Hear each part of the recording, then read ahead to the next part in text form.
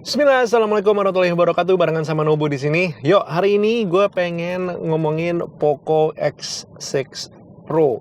Satu buah device yang dikeluarin sama Poco Indonesia dan gue kayak bingung sih. Mereka nyari duit dari mana sih pada? Karena emang handphone yang satu ini semenarik itu, spesifikasinya setinggi itu, tapi harganya itu di-push serendah itu. Let's talk about it. Dan apakah strategi Poco di tahun 2024 ini akan berhasil untuk mereka memenangkan kembali ya hati dari Poco fans dan juga halayak pengguna gadget di Indonesia.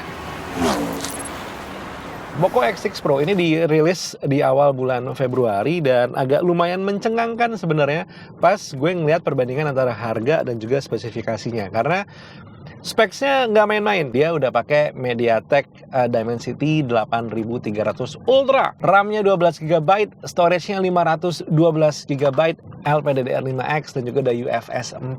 Baterainya nggak nanggung, dikasih 5000 mAh, charge-nya 67W dan chargerannya pun juga dapat out of the box. Untuk kamera utamanya 64 megapiksel udah with OIS, 8 megapiksel ultra wide angle, 2 megapiksel makro kamera.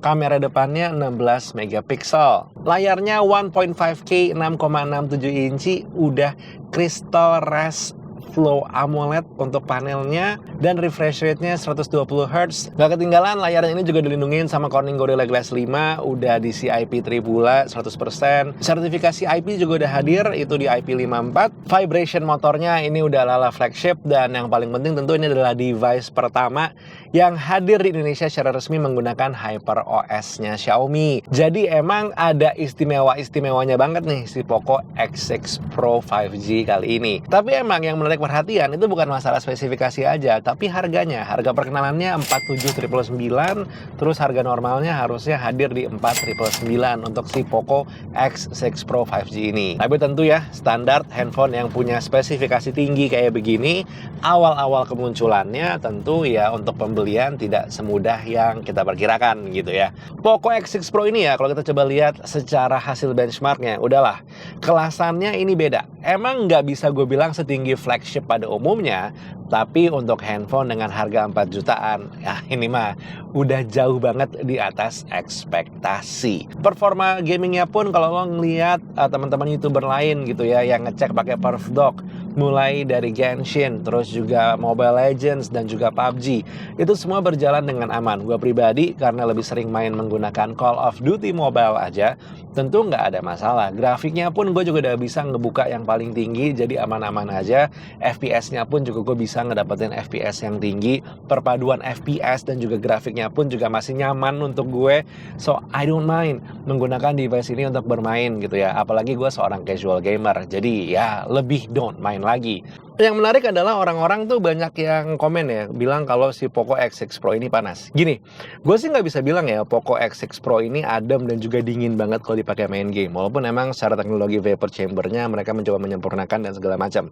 Tapi emang Poco X6 Pro ini hangat-hangat lah di bagian bodi belakang kalau emang lagi lo push main misalkan 5 game berturut-turut setengah jam sampai 1 jam gitu. Iya, gue bisa merasakan hangatnya. Tapi bukan yang paling mengganggu yang ngebikin lo ujung-ujungnya nggak mau main lagi sih. Gue sih ngerasanya begitu ya. Kalau untuk penggunaan sehari-hari tentu ya kita udah tutup mata aja. Karena yang namanya main game udah lancar. Untuk aplikasi sehari-hari Poco X6 Pro 5G ini aman banget. Gue nggak pernah merasakan yang aneh-aneh.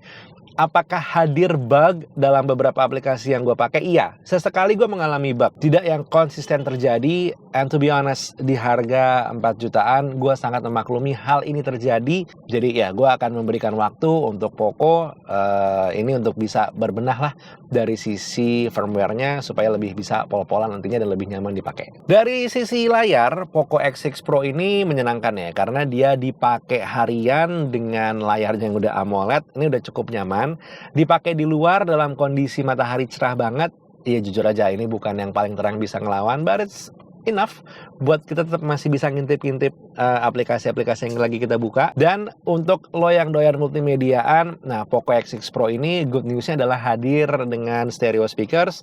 Emang secara karakter suaranya mungkin bukan yang paling berkualitas di kelas 4 jutaan, tapi udah lumayan loh, bassnya udah hadir di sana walaupun bukan yang paling punchy. Jadi ya udahlah, cukup aja gitu. Di harga 4 jutaan lagi-lagi dengan performa yang coba dikedepankan, penunjangnya seperti speakernya dan segala macamnya cukup baiklah untuk kelasannya. Kalau ada satu hal yang gue sangat berharap sebenarnya Poco ini bisa memperbaiki dengan segera, itu adalah masalah kameranya. Gini, Poco X6 Pro itu secara kamera sebenarnya dari sisi hardware dia udah punya potensi. Yang jadi masalah adalah di saat gue pengen ngambil foto, exposure meter dari Poco X6 Pro ini terlalu agresif. Dalam pengertian, dia selalu pengen nge-push gambar gimana caranya bisa terlihat terang. Jadi sering banget nih awal-awal penggunaan gitu ya, di saat gue cuman point and shoot, dia itu overexpose. Bahkan dibandingkan dengan Poco M6 Pro,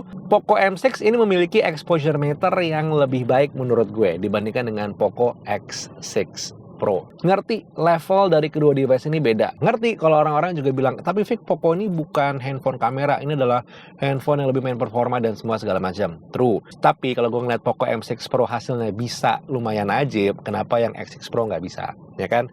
Jadi jangan sampai kata-kata Ultra di Dimensity 8300 Ultra ini malah menjadi sesuatu yang bisa disebut bumerang gitu ya.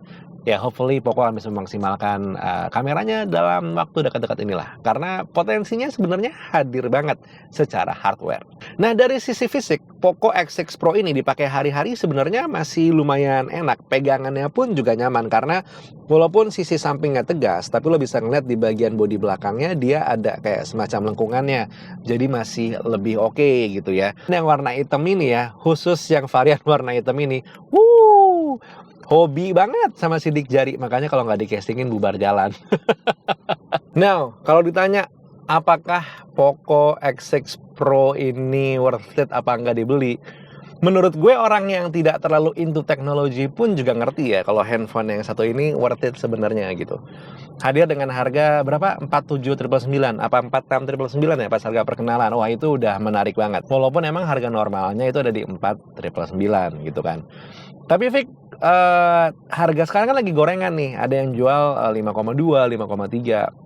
Worth it nggak ya di harga segitu? Gini, kalau misalkan emang lo lagi butuh banget, yang namanya orang butuh, beli mah ya beli aja. Karena mau kayak gimana lagi gitu kan. Cuman kalau lo lagi dalam waktu yang ya pengen ganti tapi pengen handphone ini cuman santai-santai aja lah, ya udah digunakanlah santai-santainya itu, sabar-sabarnya itu untuk bisa menunggu restocknya si Poco X6 Pro ini. Tanpa gue kontak-kontakan dengan orang Poco pun, gue yakin kok mereka sebenarnya udah pengen banget nge-restock device yang satu ini. Jadi kalau lo termasuk orang yang bisa bersabar, sabar tunggu. Cuman kalau misalnya emang udah nggak tahan banget, emang udah harus banget ganti, sok aja, monggo silahkan. Karena menurut gue harga gorengannya walaupun agak lumayan, tapi lo bisa kok nemuin yang secara harga gorengan masih masuk akal.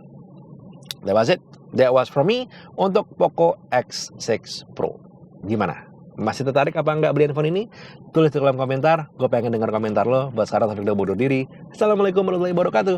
Bye.